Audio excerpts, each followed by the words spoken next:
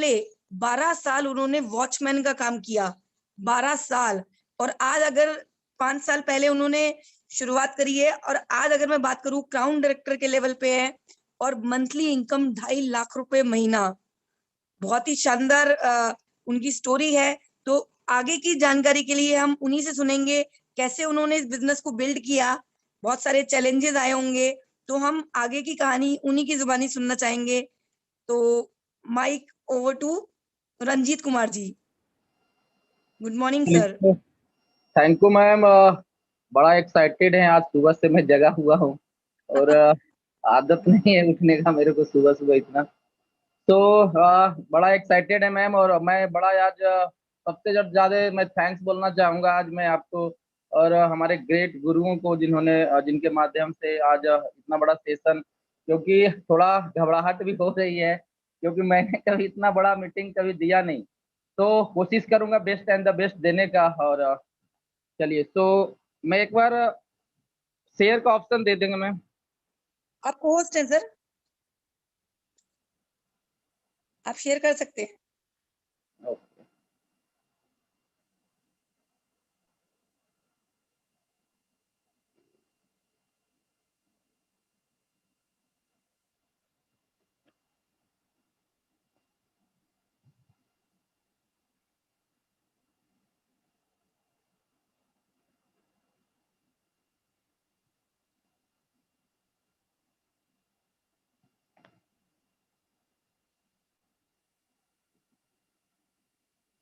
Sir DP में तो आप पहचान में भी नहीं आ रहे, बाबू मुशाये से लग रहे हो। बस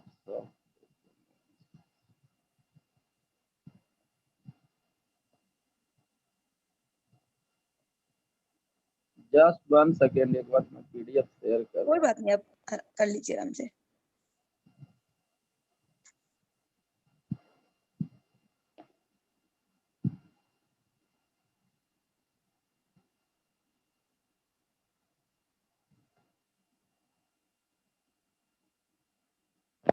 चलिए, सो गुड मॉर्निंग लीडर्स।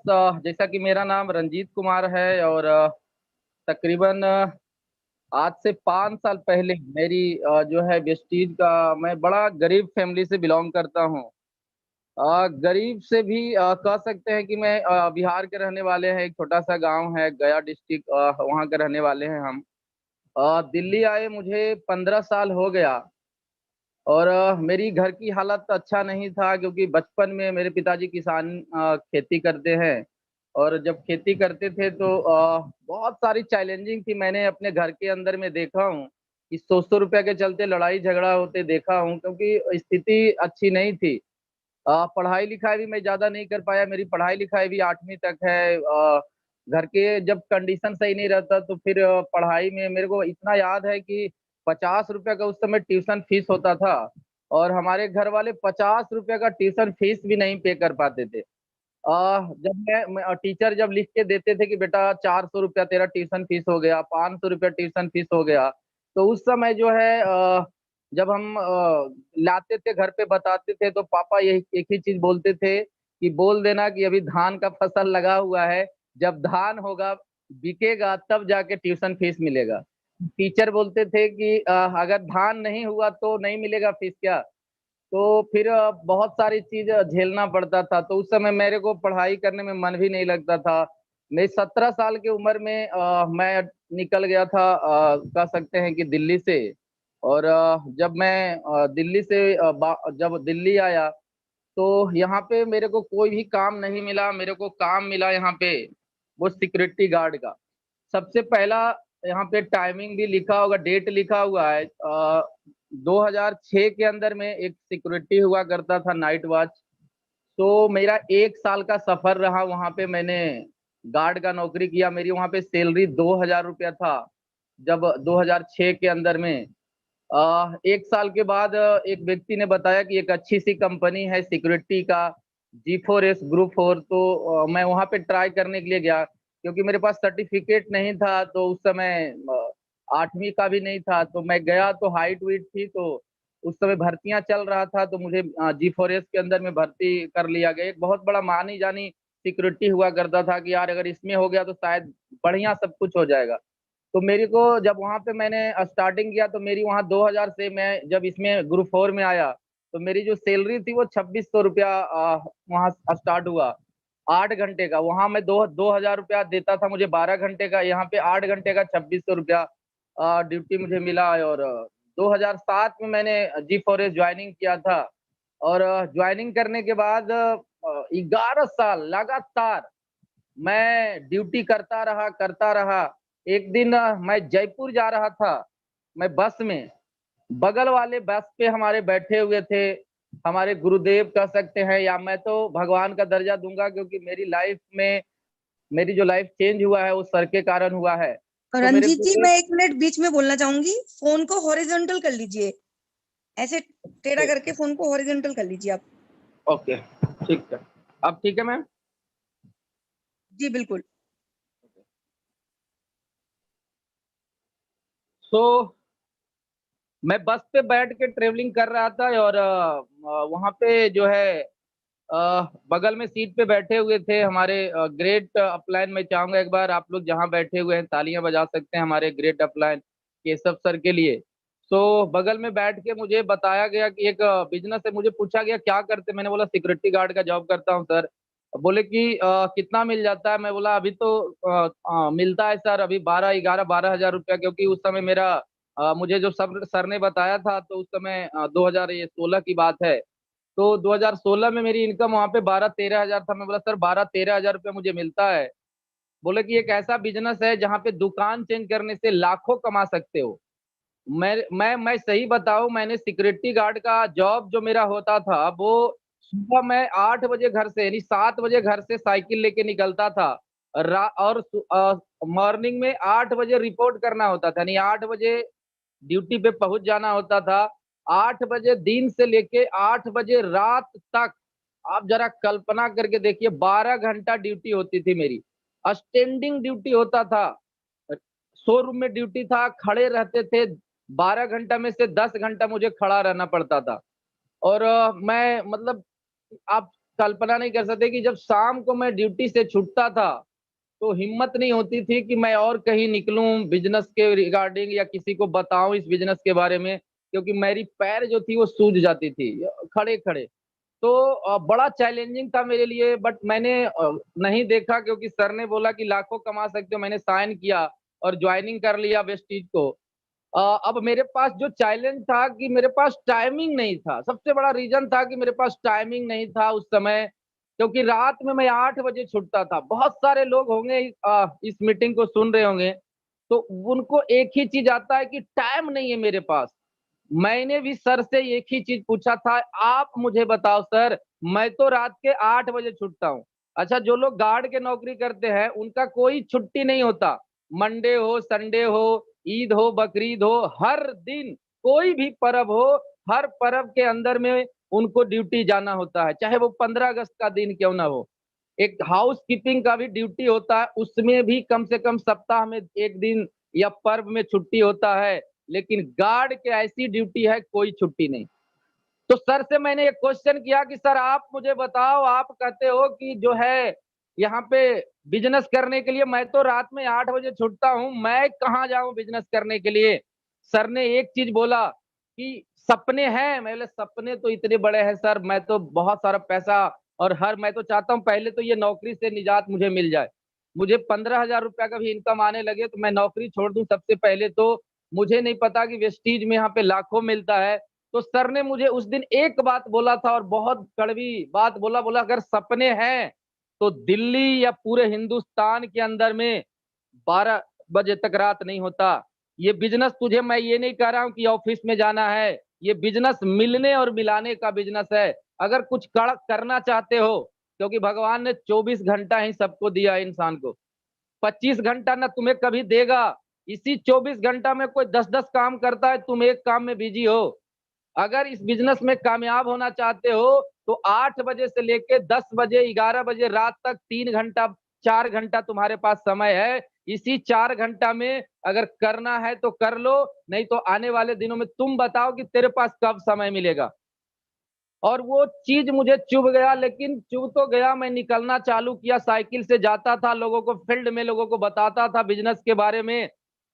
होता क्या था कि जब मैं साइकिल से जाता था, लोगों को प्लान दिखाता था, लोगों को बिजनेस के बारे में बताता था, तो सबसे बड़ा जो चैलेंज आता था उस समय, आप देख सकते हैं यहाँ पे, उस समय जब मैं वेस्टीज को ज्वाइनिंग किया था, तो उस समय ये मेरा कुछ फोटो है जहाँ पे, तो मैं जब लोगों को पास जाता था बिजनेस को बताने के लिए, प्लान को बताने के लिए, तो एक ही चीज बोलता था, भाई तू पहले साइकिल तो चेंज कर ले, तू कार की बात करता है, तू लाखों की महीने की बात करता है, तेरे पास साइकिल है, पहले तू साइकिल चेंज कर ले, उसके बाद तू जो है कार की बात करना।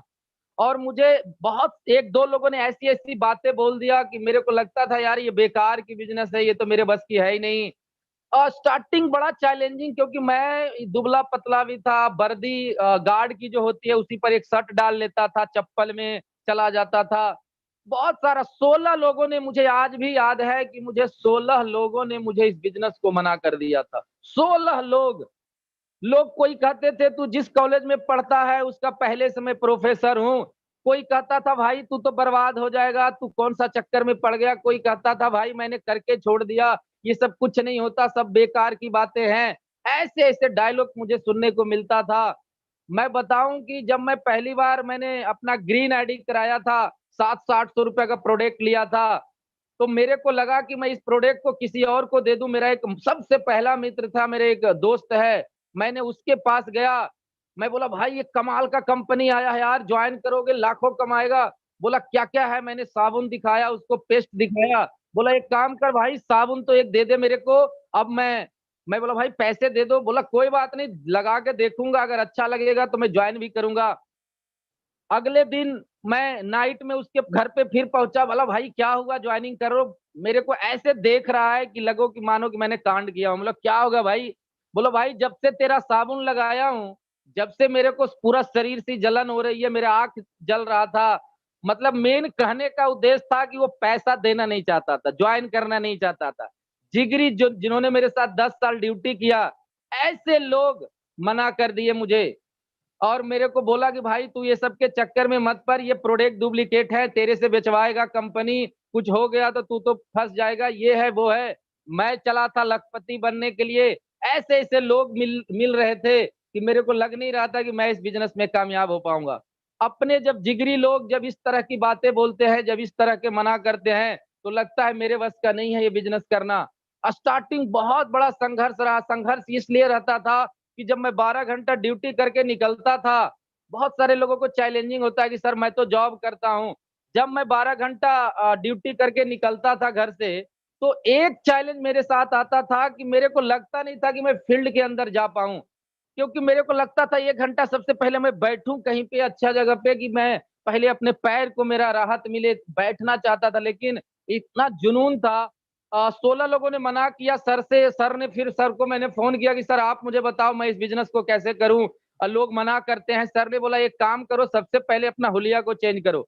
मैं बोला सर वो क्या? मैं तो बोला कैसे जाते हो? मैं बोला साइकिल से। बोला साइकिल से जाना बंद करो, बेशक तुम पैदल जाओ, साइकिल कहीं मेट्रो पे लगाओ, लेकिन तुम पैदल जाओ। लेकिन जाओ तो तुम बच्चा सा ड्रेसअप में एक टाई लो, शर्ट लो, ड्रेस में आ जाओ, उसके बाद तुम्हें रिज़ल्ट आना चालू होगा।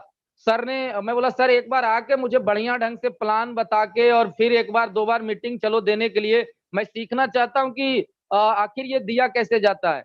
तो सर ने 1-2 बार आए मदद करने के लिए और धीरे-धीरे जो है स्टार्टिंग उसी तरह से होना जो कहा जाता है कि देखिए सबसे बड़ा रीज़न क्या होता है कि जब हम स्टार्ट करते हैं तो दिक्कत और परेशानियाँ आता है और हर व्यक्ति के पास में आता है। किसी को जॉब में जाना है, किसी को बिज़नेस है, तो ये बिज़नेस इतनी आसान तो शुरू में नहीं होता। तो सर आए और मैं जब टाई-वाई लगाकर मैं पहली बार निकला तो मुझे ना शर्म सा आता था, कि यार टाई तो बड़े लोग लगाते हैं, ये टाई मेरे बस की कैसे है? टाई तो गाँव में सुनता था जो बीए पास होते हैं वो टाई लगाते हैं। तो पहली बार मेरे को अटपटा सा लग रहा था, टाई लगा दिए सर ने और लेकर गए विज़िट करने के लिए। 3 व्यक्ति था उसमें से 2 लोगों का जॉइनिंग वहाँ पे हुआ। पहली बार 2 व्यक्ति का जॉइनिंग हुआ, बड़ा एक्साइटेड था कि यार आज 2 व्यक्ति का जॉइनिंग हो गया।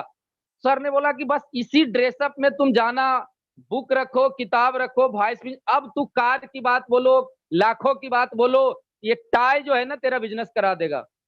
बहुत सारे लोग स्टार्टिंग के अंदर इस बिजनेस में आते हैं, सीनियर बोलते हैं भाई टाई लगा लो, नहीं जी मैं तो टाई नहीं लगाऊंगा, डायरेक्टर बन जाऊंगा तब टाई लगाऊंगा। ये गलती मत करना मेरे दोस्त, क्योंकि ये गलती हमने किया। स्टार्टिंग में हमारा 1-2 महीना वैसे ही निकल गया था, हम भी नहीं चाहते थे कि टाई लगाना। तो सर ने जो है स्टार्टिंग संघर्ष भरा रहा, धीरे धीरे धीरे लोगों के पास जाना मैंने भी चालू किया। मैं बता दूं कि एक बार इतनी मतलब कि तकलीफ होता था मेरा, जब कभी कभी होता क्या था कि संडे के दिन मेरे को नाइट ड्यूटी मिलता था, बाकी दिन मेरे को दिन दिन ही ड्यूटी करना होता था। मुझे आज भी वो दिन याद है कि एक दिन मैं 8 बजे रात को, मेरे पास उस समय पैसे नहीं होते थे उतने, क्योंकि 12-13 हजार रुपया में रूम किराया, ये सारी चीज दिक्कत परेशानियां, उस समय संघर्ष होता था। मैं जब मेरा ब्रांच डायरेक्टर यहाँ पे जब मैंने बना था, जब पहली बार जब ब्रांच डायरेक्टर मैंने बना, तो उस समय जो है मुझे एक कोट मिला था। मुझे आज भी वो दिन याद है कि जब मुझे पहली बार कोट मिला, एक तो टाई लगा के जब साइकिल से जाते थे तो लोग मुझसे देख के हंसता था, देखो यार साइकिल पे बंदा टाई लगा के जा रहा है। लेकिन जब कोर्ट मिल गया तो जहाँ पे मैं रहता था किराया के मकान पे, तो वहां पे क्या होता था कि वहां पे एक सबसे बड़ी चैलेंज था मेरे लिए, किराया बार बार कहता था किराया बढ़ा दूंगा। तो मेरे को मन में ख्याल आया कि यार यार ये कोट मिल गया, अगर मैं कोट पहन के जाऊंगा तो पक्का ये मकान मालिक मेरे को किराया बढ़ा देगा। मैं कोट बैग में फोल्ड करके रख लिए। मेट्रो पे जब आया तो मैंने बैग में फोल्ड करके रख लिया, भाई मैं कोट पहन के नहीं निकलूंगा। लगता था कि यार लोग कहेंगे कि यार पता नहीं कोट पहन के घूम रहा है, पता क्या कर रहा है ये है, तो थोड़ा सा मेरे को अंदर से ना वो गिलानी होता था। मैं कोट को मैं फोल्ड करके रख लेता था। चैलेंज ये था कि रात का वक्त था, मुझे आज भी वो दिन याद है कि 1 बजे जब मुझे लंच ब्रेक मिलता था, मेरे लिए संगम विहार ब्रांच बड़ा लकी रहा, क्योंकि उस समय 11-11 बजे रात तक ब्रांच खुला रहता था। और जब मैं 1 बजे मुझे 1 घंटे के लिए लंच ब्रेक मिलता था, तो मैं फटाक से साइकिल उठा के, किसी का ऑर्डर होता था प्रोडक्ट लेने के लिए, मैं लंच नहीं करता था, मैं चला जाता था संगम विहार। कभी कभी लेट हो जाता था, 1.5-1.5 घंटा हो जाता था, तो वहां पे जो स्टाफ थे हमारे जो वहां पे वो बड़ा जो है हमें कॉपरेट करते थे वो, और बोलते थे कोई बात नहीं, बोला मैडम वहां पे भीड़ लगा हुआ था लेट हो गया, वो उनको क्या पता कि प्रोडक्ट लेने के लिए गया हुआ है। सो ड्यूटी पर से मैं इस तरह से चुरा चुरा कर 1-1 घंटा कहीं प्रोडक्ट लेने के लिए, कहीं पहुंचाने के लिए डेली मैं निकलता था कभी न कभी, क्योंकि 8 बजे रात के बाद मेरे को लगता था एक व्यक्ति को मुझे प्लान देने के लिए निकलना है। मेरा इतना जुनून सवार था कि मैं 4 महीना के अंदर में मेरे को डायरेक्टर, ब्रॉन्ज डायरेक्टर लेवल मेरा जो है मेंटेन हो गया था। थोड़ा थोड़ा सिलसिला चलता रहा है। और जब मैं बताना चाहूंगा कि भगवान जब परीक्षा लेता है ना, कामयाब ऐसे नहीं करता, बहुत सारी संघर्ष से झेलना पड़ता है। मुझे आज दिन याद है कि मैं एक बार रात में साइकिल से, क्योंकि उस समय साइकिल से मैं 50-50 किलोमीटर 12-12 बजे रात तक, 1-1 बजे रात तक ठंडी के दिन में साइकिल से चलता था। 8 बजे से ड्यूटी से छूटता था, 1-1 बजे तक मैं साइकिल से विजिट करते रहता था। मैं साइकिल से आनंद विहार चला जाता था साकेत से, आप जरा कल्पना करके देखिए कहाँ पे आनंद विहार। मैं द्वारका चला जाता था साइकिल से। एक बार मैं 8 बजे रात को द्वारका में एक बंदा ने मुझे बुलाया कि भैया विजिट करने के लिए आना है, 9 बज गया वहां पे, वो बंदा स्विच ऑफ कर लिया, फोन स्विच ऑफ। ये सारे चीज मैं क्यों सुना रहा हूँ, क्योंकि देखिए ये सारी चीज फील्ड के अंदर में हर व्यक्ति को झेलना पड़ता है। और वो बंदा जब स्विच ऑफ कर लिया वहां पे, तो मैं बोला हो सकता है घर पे जाके वो रिचार्ज अगर चार्ज में लगाएगा तो हो सकता है वो फोन खोले। 10 बज गया, 11 बज गया, 2 घंटा वेट किया, वो बंदा फोन नहीं खोला। और जैसे ही मैंने 1 किलोमीटर साइकिल लेकर आगे बढ़ा था, मेरी साइकिल पंचर हो गई। अब लगा लीजिए कि द्वारका से मुझे साकेत आना है, तो आप कल्पना करके देखिए कि वहां से शायद 30-35 किलोमीटर का पैदल पैदल मैं 3 बजे सुबह में घर पे पहुंचा था साइकिल लेके। और उस समय मेरी जो कमीशन ज्यादा नहीं हुआ करता था, तो मेरे को लगता था यार ये बहुत बेकार के काम मैंने पकड़ लिया, ये इसमें से लगता है कि है ना मेरी जो है नहीं हो सकता भला, ये तो कैसे मेरे से होगा। और लगाइए कि 3:30 बजे घर पे पहुंचा और मेरे को फिर 7 बजे ड्यूटी के लिए निकलना है। तो वो संघर्ष था, बहुत सारे चीज को मैंने झेला हूँ। और कहा जाता है कि तभी कामयाबी मिलता है। कहा जाता है कि एक इंसान जब एक मटका भी खरीदता है तो उसको ठोक पीट के बजाता है कि यार फूटा हुआ तो नहीं है। तो भगवान हमें कामयाब ऐसे नहीं करेगा। कामयाबी के लिए जो है बहुत सारे चीज से गुजरना पड़ता है। धीरे धीरे बढ़ता रहा। जब मेरा यहाँ पे 9300 रुपया कमीशन था, जब मेरी यहाँ पे 9300 रुपया कमीशन पहली बार आया था, तो मैंने वेस्टीज को जो है वो क्विट कर दिया। ये उस समय कह सकते हैं कि मैंने वेस्टीज को क्विट कर दिया, क्योंकि मैं पहली बार सेमिनार में गए, सर ने बोला सेमिनार में आना है। मेरे को सेमिनार में उस समय जब मेरे को बुलाते थे, सेमिनार में चला गया बिना बताए सुपरवाइजर को। सुपरवाइजर बोला कि भाई यहाँ पे जो है आपको जो ड्यूटी मत आना 2 दिन। मैंने उसको बोल दिया भाई मैं नहीं आ रहा ड्यूटी, कल से अब भाड़ में जाए तेरी ड्यूटी, मेरे को ड्यूटी नहीं करना है अब। 9300 रुपया जब मेरी कमीशन था यहाँ पे, मैंने नौकरी को रिजाइन कर दिया। मेरे साथ मेरा भाई रहता था, सगा मेरा भाई रहता था। उस समय मैं 4000 रुपया किराया देता था रूम का। सगा मेरा भाई मेरे साथ में रहता था।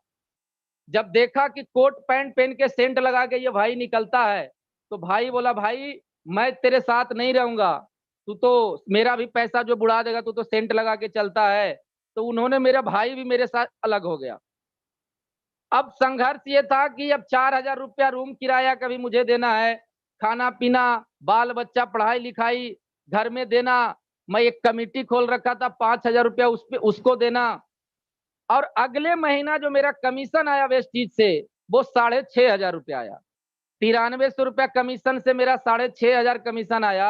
अब जरा कल्पना करके देखिए, 5000 कमेटी को देना है, रूम किराया, खाना पीना, बस में ट्रेवलिंग, अपना खुद का 60 पीवी या 100 पीवी का कंस्टेंसी चलाना।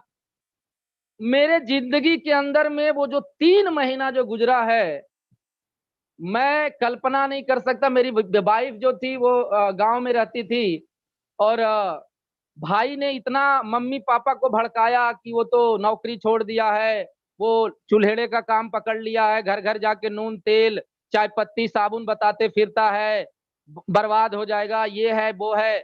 गांव से, देखो मैं बिहार से बिलोंग करता हूँ। गांव में अगर आपका वाइफ अगर गांव में रहती है और अगर आपके बारे में उल्टा सीधा बोला जाए, मम्मी पापा कोई गलत नहीं होता। मेरे वाइफ को बहुत सारे मम्मी पापा उस समय टॉर्चर किए, लगातार उसको टॉर्चर किया गया कि उसको बात करो, नौकरी पकड़े। परमानेंट नौकरी था, पीएफएसआई कटता था, है ना, एक होता है परमानेंट नौकरी, है ना। 12000 की नौकरी छोड़ दिया, बर्बाद हो जाएगा, ये है वो है। बीवी को बहुत सारा सुना, मेरे को भी सुनाया जाता था उस समय। और मेरे को एक बार रात का समय था, मेरी बीवी फोन किया, बोला कि आप ऐसा करो कि मेरे को यहाँ से लेके जाओ। मेरे बिटिया थी उस समय 3-4 साल का। बोला कि या तो मैं जहर खाऊंगा या तो बिटिया को खिलाऊंगा, जितना जल्दी हो सके यहाँ से मुझे लेके जाइए, मैं 2-3 दिन आपको समय देता हूँ। उस समय मेरे पास ऐसी सिचुएशन था कि मेरे पास 100 रुपया से ज्यादा नहीं था जेब में। मुझे आज भी वो दिन याद है कि मैंने 5000 रुपया इंटरेस्ट पे किसी से पैसा लिया। और मैं जब बीवी को लाने के लिए जब मैं घर गया, तो मेरे पिताजी और माताजी आरती के थाली लिए हुए खड़े थे गेट गेट पे। कह सकते हैं इतनी गालियां, आरती के थाली के बदले मुझे गालियां मिल रहा था। पिताजी भी गालियां दे रहे थे, बर्बाद हो गया, तू कौन सा काम पकड़ लिया, कितना अच्छा परमानेंट नौकरी था। मम्मी को जो बोलना था वो बोल रहा था, पिताजी को जो जितना, क्योंकि मेरे पिताजी गाली देने में बड़ा माहिर हैं। तो पता नहीं, अब मैं तो यहाँ पे बोल नहीं सकता कि अब बिहार के अंदर कैसी कैसी गालियां होती है। तो रात भर मुझे गाली सुनाया गया, मेरी बीवी भी ताने दे रही है, देखिए कैसे गाली लोग दे रहे हैं, आप कितना बर्दाश्त। हम, यार तू चुप हो जा। फिर मेरे को पहली बार जब भी मैं दिल्ली आता था, तो घर से पेड़ा मिलता था, नमकीन मिलता था, भूंजा मिलता था, सत्तू मिलता था, अचार, सब कुछ लेकर आते थे। लेकिन पहली बार मेरे पिताजी ने उस समय गुस्से में थे, मेरे से पैर भी नहीं छुलवाए, और गाली देते ही घर से वो निकले भी। और माता भी जो है कुछ भी नहीं दिया मेरे को। मतलब घर से मैंने एक चीज पहली बार मैंने घर से रोकर निकला था, बीवी बच्चे को लेकर उस समय घर से निकला। और जब यहाँ पे मैं आया, जब जब मैं दिल्ली लेकर आया बीवी बच्चे को, मेरे पास 500 रुपया मात्र बचे हुए थे। अब मेरे को वेस्टीज में भी करना है, बच्चे के दूध के लिए पैसा चाहिए। इसी तरह से अगले महीना जब मैंने बीवी को लेकर आया, तो 6300 से कमीशन मेरा 6800 रुपया आया। वो 3 महीना मेरी जिंदगी का वो टर्निंग पॉइंट रहा। मैंने जब घर से निकलता था, तो रात 11 बजे मेरी बीवी बोलती थी कि सब्जी लेकर आइएगा, तो मैं सब्जी लेकर नहीं जाता था क्योंकि मेरे पास पैसे नहीं होते थे। मैं 11 बजे घर में आता था, बोलता था बीवी को दुकान बंद हो गया है सब्जी का, मैं कहाँ से लेके आऊं। कुछ किलोमीटर मैंने 10-10 किलोमीटर पैदल भी चलता था, बीवी देखती थी, 20 रुपया लेके जाते थे जेब में और घुमा के वापस 20 रुपया ही जेब में रहता था। बड़ा संघर्ष रहा उस समय। मैं वो जिंदगी का मेरा कह सकते हैं टर्निंग। मैं रात में इतना उस दिन रोया कि भगवान मेरे साथ इतना परीक्षा ले रहे हो। मेरे को लगता था कि मैं ड्यूटी इससे अच्छा पकड़ लेता, कम से कम 14-15 हजार ओवर टाइम करके मैं कमा लेता था। ये कौन सा काम मैं पकड़ लिया। लेकिन जब मेरी बीवी गांव से कुछ पैसा लेकर आई थी, बड़ा मुझे ढाढ़स दिया कि यार आप चिंता मत करो, मैं कुछ पैसे हैं, मैं सब्जी उब्जी लेके आया करूंगा, आप चिंता मत करो, आप मन लगाओ अपना काम पे और अब लोगों को करके दिखाइए। आप कुछ लोगों से बातें करते हैं कार के, लाखों के इनकम के, तो अब आपको कुछ करके दिखाने की जरूरत है। और बहुत सपोर्ट किया मेरे को। मैं जितना थैंक्स बोलूं मैं अपने वाइफ को वो कम है। बहुत पग पग पे मेरे को साथ दिया है। और उस समय मतलब कि रोता था मैं। दिन में पार्क में बैठ जाता था, लोग मेरे को ना काम करने में भी मजा नहीं आता था। मैं पार्क में जाके मैं सोचता था, कोई फोन नहीं उठाता था। जब आपके पास पैसे नहीं होते हैं, जब लोगों के संघर्ष उस समय होता है, तो उस समय जो है ना उस समय लगता है कि यार क्या करूं, मैं कहाँ पे जाऊं, लोग सुनते भी नहीं उस समय। जब मेरे को ना ये पागलपन सा आ गया था कि अब तो मेरे को लग गया था कि अब तलवार म्यान से निकल चुका है, गर्दन काट के ही अंदर जाएगा, कुछ भी हो जाए अब तो वेस्टीज ही करूंगा, चाहे मरूं या जीऊं, अब मुझे वेस्टीज करना है। करना चालू किया है और धीरे धीरे अगले महीना इतना मेहनत किया, 2-2 बजे रात तक लगातार मेहनत करता रहा, नए प्रोस्पेक्टिंग करता था, कहीं चला जाता था, कोई जो मिल जाए उसको बता देता था बिजनेस को। और वो अगले महीना मेरा 30,000 कमीशन आया, उसके अगले महीना मेरा 40,000 कमीशन आया। और उस समय से मैंने कभी पीछे मुड़ के नहीं देखा। और मेरा जो है फिर 66,000 कमीशन आया। 66,000 जब कमीशन आया तो पहली चीज मैंने एक स्कूटी खरीदा और 30,000 डाउन पेमेंट डाल के मैंने एक स्कूटी खरीदा कि अब यार पैदल नहीं चल सकते, अब स्कूटी से धीरे धीरे बिजनेस स्टार्ट करना चालू किया है। और 63,000 से फिर मेरा 81,000, 86,000, 96,000, 99,000, 1 लाख। और अभी मैं अगर बात बताऊं तो ये मेरा पहला महीने का चेक है 19 रुपया। देख सकते हैं यहाँ पे पहले महीने का जो मेरा चेक था वो 19 रुपया था। और ये मेरा जो है हाईएस्ट चेक है 2,48,000। इस लॉकडाउन के अंदर में जहां पूरी दुनिया बंद थी, मेरी इनकम कभी 2 लाख से कम नहीं आया है। एवरेज इनकम आज भी मेरी 2-2.25 लाख का चेक है, जो पूरी दुनिया जहां पे त्रस्त है लॉकडाउन में, वहां पे मैंने अपने लॉकडाउन में भी अपना चेक को कभी मैंने डाउन नहीं होने दिया। उस समय भी मैं लगातार मेहनत करता था, लगातार वर्क करता था। आज भी मैं 8-8 घंटा, 10-10 घंटा, 12-12 घंटा फील्ड के अंदर में रहता हूँ। होम मीटिंग हो, 1 to 1, मैं मेरे मेरे अंदर में ये नहीं है कि कौन 5% पे है, कोई 8% पे है।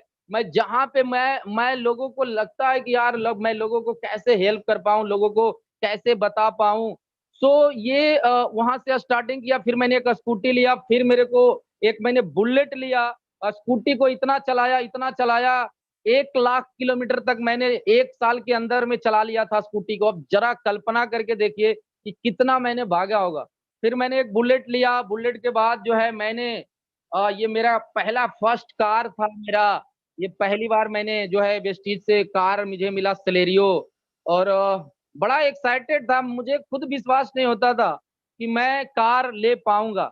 मुझे आज भी दिन याद है कि मेरे को सर ने बोले थे कि आप ऐसा करो कि शोरूम में जाना और कार का एक फोटो लेकर आना और वो कार का फोटो अपने घर में लगाना, ड्रीम। तो मैं पहली बार जब शोरूम में गया तो वहां पे गेट पे गार्ड साहब खड़े थे, तो बोला क्या है। मैंने फिर पीछे आ गया, भाई यहाँ पे यार बड़े बड़े लोग टाई लगा के खड़े हैं। उस समय की बात है जब मेरी 6600 और 6400 का इनकम हुआ करता था सिल्वर डायरेक्टर पे। मुझे बोला गया था कि जाओ कार कार के शोरूम में। तो पहली बार जब मैं मैं सर को फोन किया, सर आप साथ में आ जाओ तब मैं जाऊंगा। सर ने बोले कि मैं बोल रहा हूँ ना कि टेस्ट ड्राइव दे के आना है और एक फोटो लेके आना। जब बोल दिया तो बोल दिया, तुझे जाना है, मैं नहीं आऊंगा, तुम अकेले जाओगे। फिर मैंने गया गेट पे, गार्ड को बोला भाई मुझे कार लेना है। कार पहली बार मुझे गार्ड ने सैल्यूट मारा, बोला यार कमाल हो गया यार, मेरे को मैं दूसरे को सैल्यूट मारता था, आज मुझे सैल्यूट लग रहा है। अंदर गया, कुछ लोग मैडम आ गए वहां पे, क्या है भैया, बोला कार लेना है, बैठाया, चाय पिलाया, पानी पिलाया। फिर मैं तो पैसे उसे लेकर नहीं गया था, मेरे को बोला आधार कार्ड लेकर आए हो, डॉक्यूमेंट्स जमा करो। अब मेरे को फिर सस्पिशन, मैं बोला भाई रुक जाओ, मैं फिर वॉशरूम गया, सर को फोन लगाया, सर मेरे से आधार कार्ड मांग रहा है, कहीं फिर पैसे मांगने लग जाए, मैं पैसे लेके नहीं। अरे बोले बेवकूफ, तू आधार कार्ड दे दे और एक फोटो लेके आ और टेस्ट ड्राइव बोल देने के लिए। जैसे जैसे सर ने बताया, पहली बार मैं शोरूम में गया था, क्योंकि जब मेरे को देखो, जब गार्ड की नौकरी कोई करता है ना, तो जिसको भी बढ़िया सा पेन ओढ़ के अगर आपके सामने आ जाए, बढ़िया सा कपड़ा पहन के, तो लगता है ये भी साहब है ना। सैल्यूट मारने की आदत है, good morning sir, good evening sir, जय हिंद सर, जय भारत सर।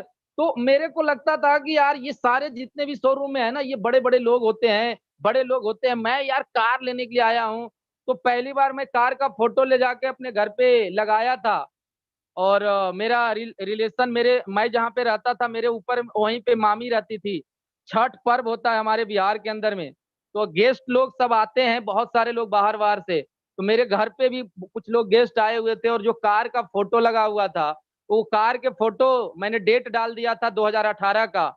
तो मेरा जितने रिश्तेदार थे ना, वो देख के और हंसते थे और बोलते थे देखो, ये अनपढ़ व्यक्ति कहता है मैं कार लूंगा। अबे पागल तू नहीं हो गया, ये क्यों लगा के फिरता है, ये बेवकूफ बनाने वाले लोग हैं, कार तो छोड़ दे, तेरे को कुछ नहीं मिलेगा, ये है वो है। तो मैं उस दिन भी मैंने रोया था कि यार मेरे को, सर को मैंने फोन किया था, सर क्यों मजाक मेरा बनवा रहे हो, ये बताओ कि आपने कार का फोटो लगा दे, मुझे भी नहीं विश्वास हो रहा है सर की कार आएगा। बोले डेट डालो और कार का फोटो लगाओ, 100% आएगा। मेरे पे विश्वास है सर, विश्वास ही तो है, लेकिन मेरे को लगता नहीं सर कि आएगा कि भी नहीं आएगा। लगवा तो दियो, लोग बेइज्जती हो रहा है घर में, पूरे रिश्तेदार में फोन चला गया कि वो तो बेवकूफ बन रहा है, कार का फोटो लगाया, कार लेगा घर में। मेरे पड़ोसी में एक आंटी रहती थी, जब भी मैं निकलता था बोलता था वो चाय वाले भैया कैसा तेरी चाय है। तो बड़ा मेरे को ऐसा दर्द अंदर से देते थे लोग कि यार ये लोग ना जीने देते थे ना मरने देते थे उस समय। सो धीरे धीरे करना चालू किया। और ये जो मेरा नेक्स्ट ड्रीम कार होगा, अभी मैंने गांव में भी घर बनाया हूँ बढ़िया सा। और अभी आज के डेट में मैं नोएडा के अंदर में 50 लाख का फ्लैट बुक करवाया हूँ। अभी भी मैं देखो किराए के मकान में ही रहता हूँ, लेकिन बहुत जल्द मैं नोएडा शिफ्ट करने वाला हूँ। और वो एक सपना होता है कि यार एक घर हो, है ना। कहा जाता है कि पंछी भी नहीं रहते दूसरे के आशियानों में, पंछी भी नहीं रहते दूसरे के आशियानों में, लेकिन हम इंसानों की फितरत को देखो कि उम्र गुजर जाता है किराए के मकानों में, कब होगा मालूम नहीं। तो वो चीज एक अंदर से था कि यार एक घर हो। मैं जब गार्ड की नौकरी करता था तो उस समय मेरे को झुग्गी खरीदने की औकात नहीं थी कि मैं झुग्गी एक खरीद लूं, है ना। 12-14 हजार में होता कुछ नहीं, बचना ही कुछ नहीं था। 11 साल मैंने गार्ड के नौकरी किया, मेरे अकाउंट में कभी 1 लाख रुपए इकट्ठा नहीं हो पाया, कभी इकट्ठा नहीं हो पाया। 10-20 हजार होता था घर में कभी, है ना, शादी आ गया किसी का, है ना, खेती बाड़ी का समय आ गया तो खाद के लिए पैसा नहीं है, तो है ना, बच्चों के फीस के लिए नहीं है, पैसा बचता ही नहीं था। 10-20 हजार हो गया तो बस जी हो गया। 1 लाख मेरे अकाउंट में 11 साल गार्ड के नौकरी करने के बाद कभी इकट्ठा नहीं हो पाया। और मैंने एक सर्वे में पढ़ रहा था, उसमें लिखा हुआ था कि हिंदुस्तान में आज भी 70% आबादी ऐसे हैं जिनके अकाउंट में आज भी 1 लाख नहीं है। 70% आबादी की बात बता रहा हूं। और आज मुझे वेस्टीज में जब बताया जाता है, लाखों की महीने की बात बताया जाता है, विश्वास नहीं होता, बिलीव नहीं होता। क्यों? क्योंकि कभी हम लोगों ने देखा नहीं लाखों रुपया, और कोई बोलता है लाखों आएगा, तो विश्वास इसलिए नहीं होता। तो मेरा नेक्स्ट ड्रीम जो कार है वो मर्सिडीज बेंज है। मैंने डेट डाल दिया हूँ 20 दिसंबर 2022, क्योंकि सबसे पहले घर, अगर घर पहले शिफ्ट करना है, घर के बाद मैं मर्सिडीज गाड़ी लूंगा। और बहुत जल्द लेने वाला हूँ, क्योंकि ज्यादा दूर 1.5 साल बचा हुआ है, और ये मेरा जो होगा सपनों का कार कह सकते हैं। मर्सिडीज का घर में फोटो लगाया हुआ हूँ, विजुलाइज करता हूँ, उसको देखता हूँ। सर बोलते हैं कि जब भी सोना तो अपने ड्रीम को देख कर सोना, तो सपने में भी तुझे ड्रीम नजर आएगा। सो मैं डेली इसको देखता हूँ, और मैं अगरबत्ती इसी को जलाता हूँ कि यार ये मेरी बसंती कब आएगी। और जो मेरा अगला जो टारगेट है वो 2022 तक का मेरा परमानेंट 5 लाख चेक करने का टारगेट है। और वो 100% होगा उस दिशा में। अगर लॉकडाउन आज नहीं रहता तो मैं 5 लाख चेक पक्का करता इसी साल 2021 में, लेकिन कहीं ना कहीं अब सारी चीजें खुली है, सो धीरे धीरे अब ये सारी चीज होना चालू होगा। ये हमारे मेंटर हैं, मैं चाहूंगा आप जहां भी बैठे हुए हैं एक बार जोरदार तालियां हो जाए हमारे मेंटर के लिए। आज जो भी हूं मैं थैंक्स करना चाहूंगा भगवान के बाद ना, मैं सही बताऊं तो ये तीनों मेरे लिए ब्रह्मा विष्णु महेश हैं, और इन्होंने तीनों ने मेरी लाइफ को चेंज किया है। तो मैं अपना जहाँ पे मेरी मंदिर है, जहाँ पे पूजा करता हूँ, मैं तीनों का फोटो एक लगाया हुआ हूँ, और मैं इन्हीं का पूजा करता हूँ, क्योंकि मैंने भगवान को तो देखा नहीं। जिन्होंने मेरी लाइफ को चेंज किया मैं उसी को भगवान मानता हूँ। सो ये हमारे जो भी, मैं जितना भी इनके लिए मैं थैंक्स बोलूँ वो कम है, कि जिन्होंने मेरे लाइफ को चेंज किए हैं। सो ये हमारे मेंटर हैं।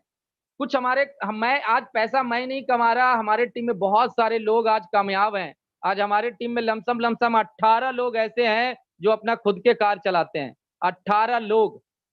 सो ये 18 लोग में हमारे मनोज सर हैं, जो आज इनके पास औरा कार है।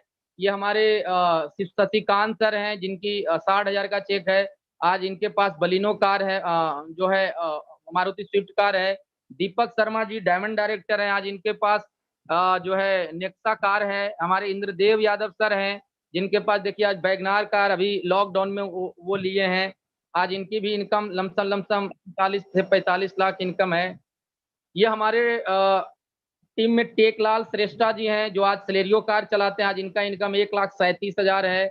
हमारे टीम में चित्रा कार्की जी हैं, डायमंड डायरेक्टर, आज 80,000 से ऊपर का चेक है, स्विफ्ट कार चलाते हैं। हमारे जिसमें HP थापा सर हैं, बलिनो कार अचीवर हैं, जो आज हमारे कह सकते हैं कि आज इनकी इनकम 1 लाख से प्लस है। राकेश कुमार जी क्राउन डायरेक्टर हैं, इनकी इनकम आज डेट में जो है इनका 1,12,000 है। और कह सकते हैं कि आज हमारे टीम में 18 लोग ऐसे हैं जो अपना खुद के कार चलाते हैं। एक अनपढ़ व्यक्ति जो 8वीं तक पढ़ा लिखा, जो किसी को 5 रुपया 5,000 कमाने का तरीका नहीं बता सकता था, आज आपके वजह से लोग कार चलाते हैं। 30 लोग हमारे टीम में ऐसे हैं जिनकी इनकम 30,000 रुपया से लेके 1.25 लाख महीना, 1,35,000 रुपए महीने के लोग कमा रहे हैं। खुशियां जब होता है मेरे दोस्त, एक हमारे टीम में ऐसे लेडीज हैं जो कभी झाड़ू पोछा करती थी किसी के घर में, उनके हस्बैंड का जो है बेड रेस्ट था, बेड पे लेटे रहते थे। आज वो मियाँ बीवी दोनों नौकरी छोड़ चुके हैं। आज उनकी महीने का इनकम 80,000, स्विफ्ट गाड़ी से दोनों चलते हैं। ऐसे ऐसे लोग जब आपके नेटवर्क में कामयाब होते हैं, सो लगता है कि यार मैं ऐसा क्या काम कर रहा था जहां से जो है मैं कुछ कर पाऊं। सो ये सारे अचीवर थे हमारे टीम के। कुछ ट्रेनिंग पार्ट है, सो मैं 5 मिनट 10 मिनट और लेना चाहूंगा और चलते हैं कुछ की ये सारे चीज जो आज अचीव कर पाया हूं मैं, सो ये कैसे हुआ, क्या करते थे जो अचीव करने के लिए, जो कि फील्ड के अंदर में। सो मैं आज कुछ ट्रेनिंग पार्ट के ओर चलते हैं। सबसे पहले इस बिजनेस का कोई अगर बैकबोन है, अगर इस बिजनेस में कामयाब होना चाहते हैं, तो सबसे पहला जो सबसे बड़ा रीजन है कि सबसे बड़ा चीज बैग तैयार करवाइए। आप अपने टीम में टूल्स तैयार करवाइए, बैग तैयार करवाइए, ड्रेसअप में लेकर आइए। बहुत सारे हमारे टीम में भी ऐसे लोग हैं, या आप जितने भी आज लोग मीटिंग को अटेंड कर रहे हैं, कोई सिल्वर डायरेक्टर हैं लेकिन उनका सिल्वर मेंटेन नहीं हो पा रहा है। उनसे पूछिए कि आपके टीम में कितने ऐसे लोग हैं जो बैग तैयार किए हुए हैं और वो बैग तैयार करके फील्ड में निकलते हैं। अगर फील्ड में आपके बहुत सारे लोगों को पूछता हूं कि आपके टीम में कितने ऐसे लोग हैं जो बैग टांगते हैं और बैग लेके फील्ड में निकलते हैं, वो बोलता है कोई नहीं। अरे जब कोई नहीं है तो कैसे आपका साइड मेंटेन होगा, कैसे आपका बिजनेस होगा। तो सबसे पहले जब भी किसी न्यू प्रोस्पेक्टेड को ज्वाइन करवाते हैं, तो सबसे पहले एजुकेशन पे फोकस करिए, उसको बुक दिलवाइए, उसको बैग दिलवाइए, उसको डेमो दिखाने के लिए फ्लैग सॉइल, और जो डेमो दिखाने के लिए एक चीज होता है, चाहे मार्केटिंग प्लान कैसे दिया जाता है, प्रोडक्ट की नॉलेज दिया कैसे जाता है, इसके ऊपर में फोकस करें। हम लोगों को हम आज तक हम अपने टीम में यही चीज सिखाए। ज्यादा से ज्यादा लोगों को जो है आप जब देखिए यहाँ पे ज्वाइनिंग करना, बहुत सारे लोग ऐसे हैं जिनका 200-200 लोगों का टीम है, लेकिन उनको साइड मेंटेन 2001 पे भी नहीं होता है। क्यों नहीं होता? उनके टीम में लीडर नहीं है, क्योंकि उन्होंने बनाया नहीं।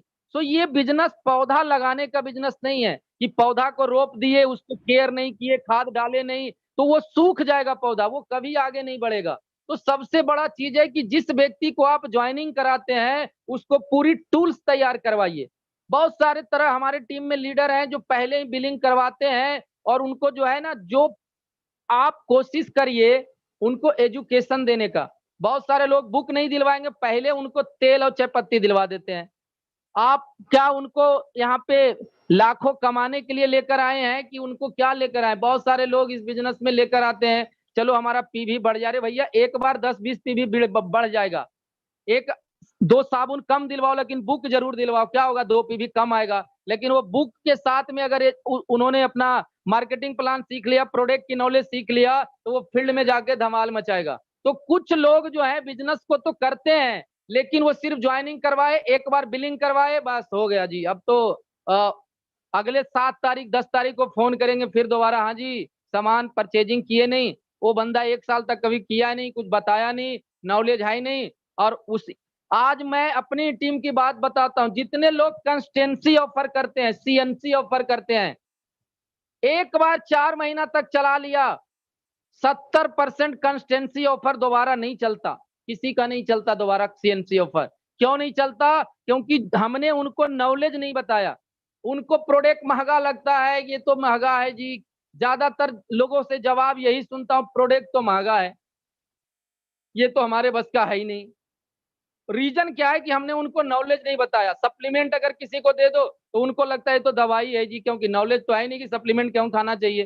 सो सबसे बड़ा चीज, जिस व्यक्ति को आप ज्वाइनिंग कराते हैं मेरे दोस्त, उसको बेस्टीज का टूल्स तैयार करवाइए, नॉलेज दीजिए। नॉलेज इज मोस्ट इंपॉर्टेंट चीज है, मैं बार बार कहता हूं कि नॉलेज जरूर आप दिलवाइए लोगों को। जब तक आप नॉलेज नहीं दिलाएंगे, जब तक उनको बैग नहीं तैयार करवाएंगे। मैं एक छोटा सा, अगर कोई ब्रॉन्ज डायरेक्टर है, 5 बैग तैयार करवा लीजिए अपने फील्ड के अंदर में।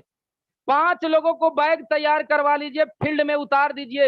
एक जो भी व्यक्ति डेली एक व्यक्ति का प्लान देने के लिए निकलेगा बैग लेकर, अगर कोई ब्रॉन्ज डायरेक्टर 5 बैग तैयार करवा लिया और वो 5 लोगों को फील्ड में उतार दो, मैं गारंटी देता हूं तुम्हारा कभी भी साइड मेंटेन कभी नहीं छूटेगा। एक लीडर जो डेली नित्य दिन फील्ड में निकलेगा बैग लेकर, वो 500 पीवी 100% करता है मेरे दोस्त। अगर 5 लोग हैं 2500 पीवी, 500 पीवी आप करोगे 3000 पीवी, कहां साइड मेंटेन में कमी होगा? सिल्वर डायरेक्टर है, कोशिश करिए 7 से 8 लोग बाइक तैयार होना चाहिए आपके टीम में। अगर कोई गोल्ड डायरेक्टर है, मिनिमम 10 बाइक तैयार करवाइए। स्टार डायरेक्टर है, 15 बाइक तैयार करवाइए। फील्ड में निकलने वाले कितने लोग हैं, डिपेंड इस पे करता है कि आपके टीम में लोग कितने हैं, इस पे डिपेंड नहीं है। आपके टीम में फील्ड में कितने लोग निकल रहे हैं, डिपेंड आपका बिजनेस इस पे करता है। जितने लोग इस बिजनेस में फील्ड में निकालना चालू कर दो, बिजनेस होना खटाखट चालू हो जाता है। ये बिजनेस लीडर का बिजनेस है। अगर 2000 पीवी करना है, 60,000 रुपया चाहिए बिजनेस करने के लिए, हम 60 लोगों के पास चले जाते हैं, भाई बिलिंग करा लो, बिलिंग। अरे 5 लीडर क्रिएट कर लो यार, 5 लीडर बना लो, 5 लीडर को फील्ड में निकाल दो। 400 पीवी भी करके देगा, 2000 पीवी तो ऐसे ही होगा मेरे दोस्त। लीडर पे फोकस करिए, लीडर क्रिएट करने पे। आज के बाद एनालाइज करिए, हर महीना में कोशिश करिए। ज्वाइनिंग कितना कर रहे हैं वो मुझे मत बताइए। आप 1 महीना में कोशिश करिए कि मैं अपने नीचे 2 लोगों को बैग तैयार करने वाला बनाऊंगा। 2 लोगों को, ज्यादा नहीं, 2 लोगों को एक अलग लिस्ट बनाइए कि मैं महीना में 2 लोगों को बैग तैयार करने वाला बनाऊंगा। साल में 24 लोग, जिसके टीम में 24 लीडर हो, 24 दिशा में जाएगा, 24 जगह जाएगा, 24 प्लान, एक दिन में 24 ज्वाइनिंग आएगा। अब जरा अमेजिंग करके देखो, जब 24 ज्वाइनिंग आपके टीम में एक दिन में आने लगेगा, तो इसको अगर कैलकुलेशन कर दो 30 से, तो 750 ज्वाइनिंग एक बार में महीने में आ सकता है। रीजन, लीडर क्रिएट नहीं कर पा रहे हैं। सो आज के बाद से ज्वाइनिंग आप कितना कर रहे हैं नथिंग मैटर, मैं नहीं मानता इस चीज को। आप बैग तैयार कितने टीम में आपके हुए हैं, ये डिपेंड करता है आपके ऊपर। तो आज के बाद से बैग पे ज्यादा मेरे फोकस करिएगा लीडर्स, कि बैग कैसे तैयार करवाया जाए। बहुत 2-4 को, जब भी आप किसी नए प्रोस्पेक्टेड को अगर ज्वाइनिंग करवाते हैं, तो जो फील्ड के अंदर में जो कुछ कैरी क्वेश्चन होता है, उसको जरूर आप हैंडल जरूर करवा दीजिएगा। बहुत सारे लोगों का कुछ क्वेश्चन होता है जो फील्ड में जाते तो हैं लेकिन वो धराशायी होके आ जाते हैं। तो उनको निगेटिविटी जो बात है, जो फील्ड के अंदर में आपने जब निकले थे तब उस समय जो फेस किया गया था, वो चीज पहले ही अपने जिनको ज्वाइन कराते हैं उनको बता। जैसे कि जोड़ने वाला बिजनेस है, ये सारा फील्ड में निकलते हैं तो ये सारी चीज आता है। अच्छा मेंबर बनाने वाला है, अच्छा मेरे पास टाइम नहीं है, अच्छा हमारे पास जो है ना ये हमारे स्टेटस का नहीं है। एक व्यक्ति साउथ एक्स में रहता है, तो मैं जब उसके पास गया तो बंदा ने बोला कि, मैं बोला भाई बोला कि मैं उतना दूर तो नहीं जाऊंगा, लाजपत नगर वहां से 1.5 किलोमीटर है। बोला उतना दूर कौन जाएगा सामान लेने के लिए। तो मैंने बोला कि भाई आप एक ऐसा करो कि आप जॉब कहाँ करते हो। तो बोला फरीदाबाद में। मैं बोला यार 3 बस लटक लटक के 20,000 के नौकरी करने के लिए 3 बस लटक लटक के फरीदाबाद जा रहे हो, और तुमको ये 1.5 किलोमीटर जो है, जहां बोल रहा हूँ लाखों कमाओगे, लाखों गाड़ी घर सब मिलेगा, तुमको 1.5 किलोमीटर दूर लग रहा है। तुम यही साउथ एक्स में ड्यूटी क्यों नहीं करते, तुम फरीदाबाद क्यों जा रहे हो। तो ये सारे चीज छोटी छोटी डायलॉग मारते हैं। मेरे को जो बंदा बोलता है ना टाइम नहीं है, तो मैं उसको पकड़ता हूं और एक ही चीज बोलता हूं, भाई तेरे को मैं ढूंढ रहा था, टाइम नहीं है तो पैसा बहुत होगा तेरे पास, ला 1 लाख रुपए मेरे को मदद कर। माथा खुजलाने लगता है, अरे यार कैसी बातें कर रहे हो, पैसा कहाँ है। हमके तो टाइम है ही नहीं, तू खुद कह रहा है कि पैसा भी नहीं है। हमके तो सिक्योरिटी है। ये जो तुम मालिक के लिए दौड़े दौड़े जा रहे हो, मैं कहता हूँ खुदा न खास्ते अगर कुछ हो जाए, मैं कहता हूँ माला ही टंग जाए, तो ये जो मालिक के चहेते बन के घूम रहे हो, ये मालिक अगले महीना से तेरे वाइफ को तेरे फैमिली को पैसा देगा। तो बोलता है ना, तो टाइम है नहीं, पैसा है नहीं, सिक्योरिटी है नहीं, तो जा कहां रहे हो, कुछ पता है, मान सम्मान है, विदेश गए हो, कार है नहीं। तो तेरे को बता रहा हूं एक ऐसा बिजनेस जहां पे टाइम भी होगा, सिक्योरिटी भी होगा, पैसा भी लाखों का होगा। समझ समझ बैठो, समझ आता हूं। तो बहुत सारे लोग, मैं देखो मेरा बात करने का तरीका कुछ अलग होता है। एक तो पढ़ाई लिखाई मेरी कम है, तो मैं अपने भाषा में ही बात करता हूँ। बहुत सारे लोग जब फील्ड में निकलते हैं तो डायलॉग मेरे को सुना देते हैं कि अरे यार ये तो मेरे स्टेटस का ही नहीं है ना। मैं 2 क्वेश्चन पूछता हूँ, मैं संतोष सर से सीखा हूँ, और 2 क्वेश्चन उससे पूछता हूँ कि एक बात बताओ, तुम अपने खानदान में मुझे 2 लोगों के नाम बता दे जो 1 लाख रुपए महीने के कमाता हो। और ये क्वेश्चन आप भी जिस व्यक्ति को ज्वाइनिंग कराते हैं ना, उससे पूछिएगा कि तू अपने खानदान में मुझे 2 व्यक्ति का नाम बता दे जिसके पास कार है और जो 1 लाख रुपए महीने के कमाता है। अगर वो जवाब दे दिया तब तो ठीक है, और जवाब नहीं दे पाया तो बोल भाई तू चाहता है कि 1 लाख रुपया और तू खानदान का इकलौता ऐसा वारिस बने। मैं आज गर्व के साथ कहता हूं कि मेरे खानदान में कोई ऐसा व्यक्ति नहीं जो 1 लाख रुपए महीने के कमाता है। मेरे खानदान में आज तक किसी के पास कार नहीं है, मेरे पास कार है। मेरे खानदान में आज तक कोई विदेश नहीं गया, मैं विदेश जाऊंगा, गया नहीं हूं, क्योंकि मेरा पासपोर्ट अभी तक नहीं बना था। कुछ इशू सर्टिफिकेट का हो रहा था, तो अब मैं बना के रखे हुए हूँ, रेडी हूँ। जब भी जाएगा तो अब हर साल में 2 बार जाएंगे। तो ये सारी चीज आप जब पूछिएगा, और वो खानदान का इकलौता वारिस, अगर आपको बनना है, इतिहास कोई जरूरी नहीं है इंटरनेशनल लेवल पे लिखा जाए, इतिहास हम अपने गांव में लिख सकते हैं। आपके गांव के अंदर कोई विदेश नहीं गया, आप चले जाओ, इतिहास बन जाएगा कि यार ये बंदा कोई गांव में आज तक विदेश नहीं गया, यार ये लौंडे कमाल कर गया यार।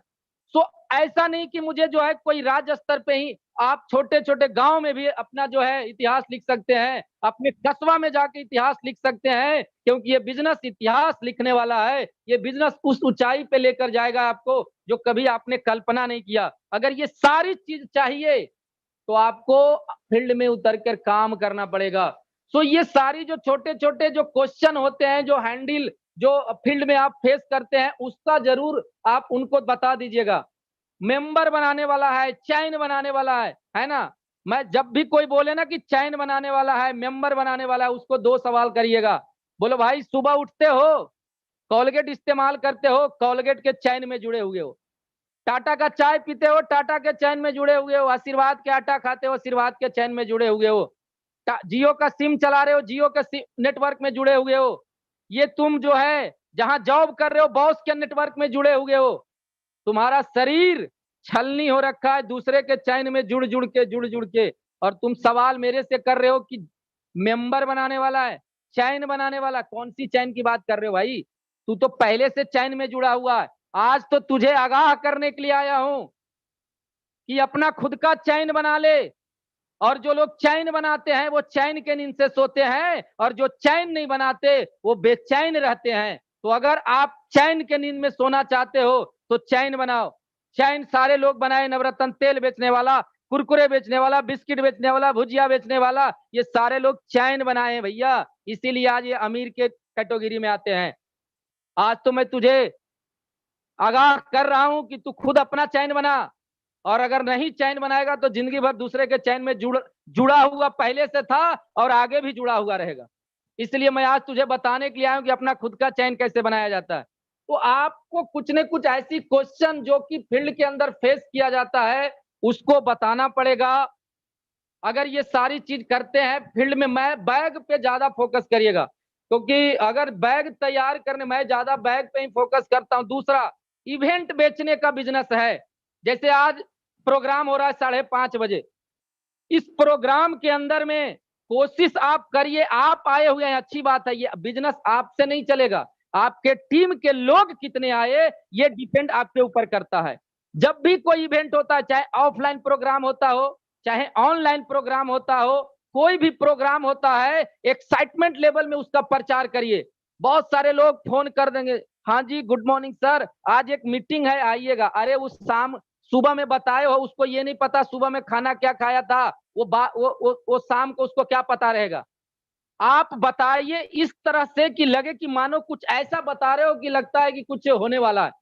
गुड मॉर्निंग सर, कमाल का ट्रेनिंग होने वाला है सर, आज जो ट्रेनिंग होने वाला है ना आपकी जिंदगी बदल जाएगा, ये ट्रेनिंग को जरूर अटेंड करिएगा सर। बताने का तरीका, इवेंट का इस तरह से प्रचार किया करिए। अगर कहीं ऑफलाइन कहीं पे सेमिनार हो रहा हो, कहीं सीएनटी प्रोग्राम हो रहा है ना, वहां पे इस तरह से प्रचार, इवेंट का जो प्रचार करता है। मेरी कोई भी, अगर मैं 5:30 बजे सुबह वाली मीटिंग की बात बताऊं तो मेरे टीम के 100 से ज्यादा लोग पिछले 1 साल से इस 5:30 बजे वाले मीटिंग में लोग आते हैं। और मैं थैंक्स बोलना चाहूंगा राजीव सर का, एकता मैम का और हमारे मनोज सर का, इतने अच्छे आज मेरी जो टीम का ग्रोथ हुआ है, कहीं न कहीं भागीदार जो है आत्मनिर्भर का जो ये प्लान चल रहा है 5:30 बजे वाला, मैं थैंक्स बोलना चाहूंगा। सो ये अगर मीटिंग ट्रेनिंग में ज्यादा से ज्यादा लोगों को लेकर आइए। बहुत सारे लोग अकेले आ जाते हैं, भैया अकेले का बिजनेस नहीं है, ये लोगों का बिजनेस है। जब तक आपके टीम से लोग नहीं आएंगे आपका बिजनेस नहीं हो सकता। सो ये ज्यादा मैं, क्योंकि समय मुझे इजाजत नहीं देता ज्यादा ट्रेनिंग करने का, सो मैं जाते जाते यही चीज कहूंगा कि हम जो है, अभी तो इस बाज की असली उड़ान बाकी है, अभी तो इस बाज की असली उड़ान बाकी है, अभी अभी तो लांघा है सिर्फ मुट्ठी भर जमीन, अभी तो पूरा इम्तिहान बाकी है, अभी तो पूरा इम्तिहान बाकी है। सो थैंक यू मैम, आपने इतने शानदार मुझे ट्रेनिंग करने का मौका दिया और बोलने का। So thank you Ekta ma'am and Manoj sir and Rajeev sir, thank you so much. Thank you so much sir, thank you so much. आज तो माइंड ब्लोइंग सेशन, बहुत जबरदस्त, मतलब रोंगटे खड़े हुए हैं आपकी आज सीरियसली आपकी स्टोरी सुन के।